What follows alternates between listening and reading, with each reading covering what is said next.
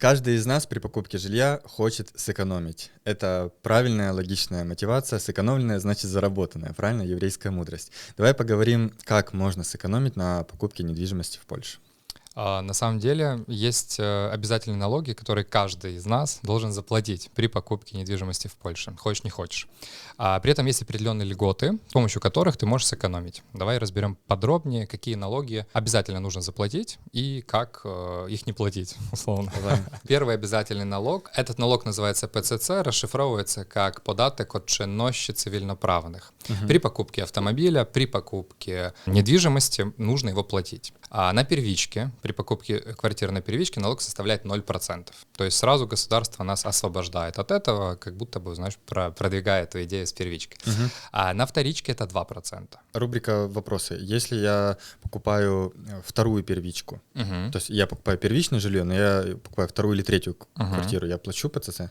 Нет. То есть любая первичка, 0 ПЦЦ.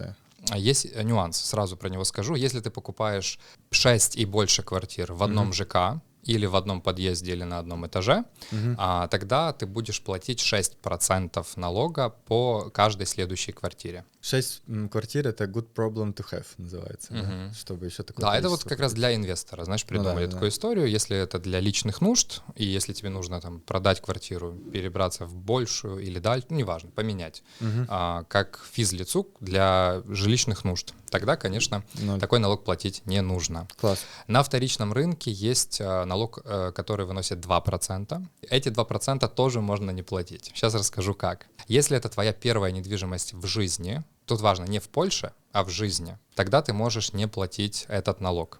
Что еще важно? Если у тебя есть недвижимость уже где-то, ты там владелец только на 50%. Этот налог тоже можно не платить. Мало кто про это говорит, и даже не все нотариусы это говорят. При покупке недвижимости у тебя есть графа, что я декларирую, я oświadczam, что это моя там первая или не первая недвижимость, где я владелец не более чем на 50%. И тут популярный вопрос, который в комментариях будут писать наши любознательные подписчики. А что, если у меня есть квартира в Украине и в Беларуси? На самом деле, что нас удивляет, все честно признаются. Мы никогда не рекомендуем врать. То есть врать или не врать, скрывать факт наличия квартиры или нет, это всегда выбор нашего покупателя. При этом, что важно, если ты скроешь факт наличия квартиры в Украине, налоговая про это точно узнает. Потому что есть обмен данными, налоговыми реестрами, то есть про это точно налоговая узнает. Если ты скроешь наличие квартиры, жилья любого в Беларуси, скорее всего, налоговая про это не узнает в ближайшее время точно, потому что эти две страны не так сильно дружат между собой и нету обмена информацией.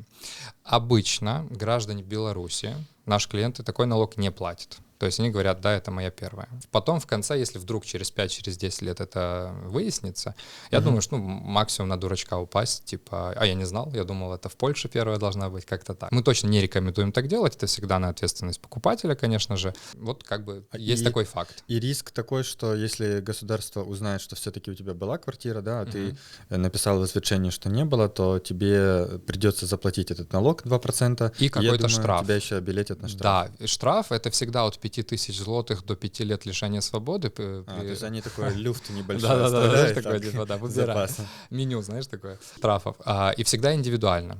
Всегда каждый кейс налоговая рассматривает индивидуально. Да, поэтому я думаю, что если ты иностранец, плохо знающий язык, скорее всего, что ты отделаешься просто штрафом, а может даже просто, знаешь, поучением. Типа, ай-яй-яй, больше так не делай. Тут как бы всегда все индивидуально, от настроения даже инспектора зависит. Мы рассказываем, что можно сделать, чего лучше не делать, а ты уже решаешь, как тебе выгоднее, да, и как поступать. Отлично, вы досмотрели до этого момента, значит, вам действительно интересна недвижимость в Польше.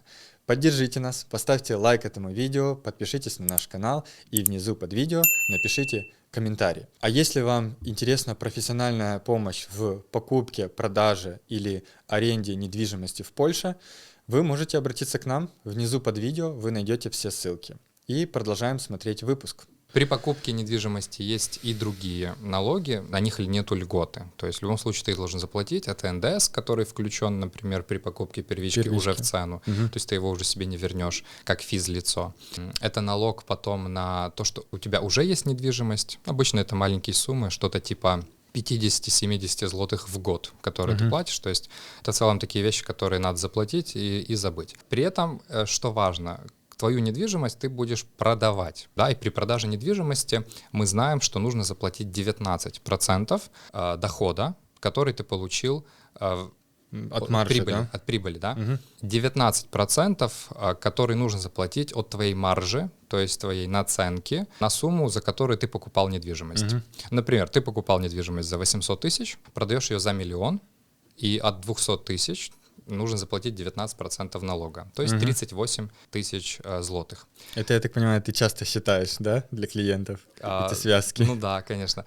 Важно что? Во-первых, если ты продаешь эту недвижимость, важно учитывать все расходы по этой квартире, которые ты понес при покупке. Например, оплата услуг риэлтора. Второй момент — это какие-то ремонтные работы. Важно, чтобы у тебя были инвойсы, какие-то чеки, подтверждения, что это оплачивал. И это тоже можно добавить в расходы. То есть у тебя будет не 800, а 830, например. И это ты как физическое лицо прям можешь сделать. Конечно. Тебе для этого не нужно открывать там диаванную судебную особу, потому что люди будут писать, что они у нас уже ученые на канале, они знают, что такое доходы, расходы там и все остальное. То есть я правильно понимаю, другими словами, ты можешь купить квартиру сегодня, подождать год, пока она вырастет в цене, да. За это время ты там сделал какой-то ремонт, заплатил за услуги риэлтора, это тоже все упало в расходы, и фактически ты можешь заплатить, то есть фактически ты можешь кучу всего списать на расходы и заплатить, ну, минимальный там какой-то налог. Да, давай я расскажу. То есть, например, квартира стоила 800, да.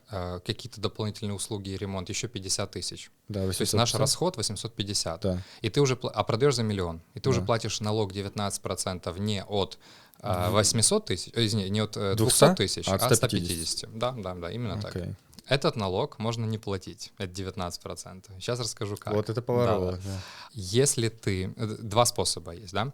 Первый способ — это нужно прожить в этой квартире, или так владеть этой квартирой хотя бы 5 лет. То есть если проходит 5 лет, и ты продаешь эту недвижимость, тогда никакой налог на добавочную стоимость платить не нужно. И второй момент. Если ты не прошло 5 лет, и ты продаешь эту квартиру, у тебя еще есть 3 года с момента продажи, чтобы купить новую на эту сумму или больше сумму.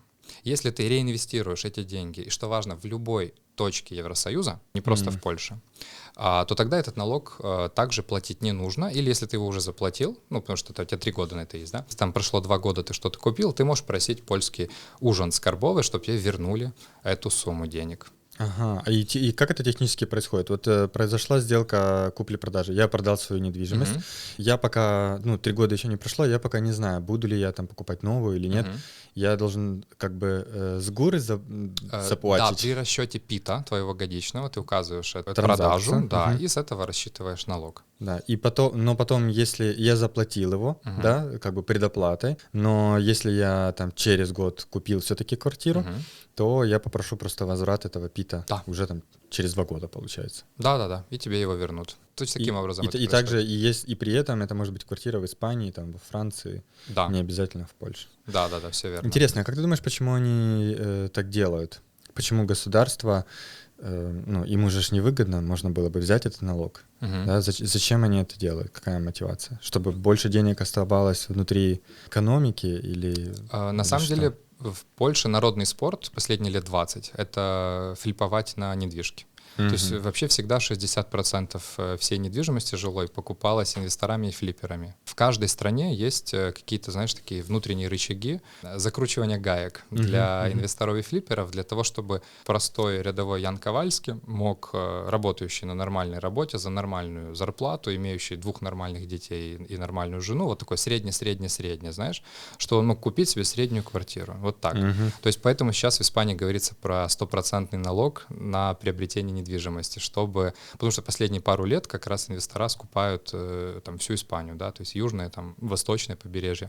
Ну и, собственно, флипает, и все равно тем самым чуть-чуть разгоняет рынок, мне кажется. Да, конечно, это что же... Потому что транзакции, они разгоняют немножко рынок, и еще больше цена недвижимости за год растет. Да, и, конечно же, государству очень важно в этой стране поселить Яна Ковальского, чтобы он в ближайшие 50 лет рожал детей, платил налоги и что-то добавлял в ВВП, маленький микропроцентик, чем чтобы приходили какие-то модные там украинцы, скандинавы, китайцы, пальцы и все скуповывали, потому что у них есть деньги, а потом что делать простым Людям. работягам, да. Ребят, напишите в комментариях, как вы считаете, да, давай послушаем мнение людей, как они думают, почему Польша делает эту структуру в виде 3 лет и 5 лет. В общем, ребят, напишите в комментариях, что вы думаете, почему Польша так делает. Там все стабильно. Ну, можно То есть, договориться с продавцом, чтобы он разделил с тобой услуги нотариуса. комиссию, да. Нотариус. Да, да и все. Ну, то есть индивидуально. Обычно первый предварительный договор оплачивают пополам, а второй всегда лежит на плечах покупателя.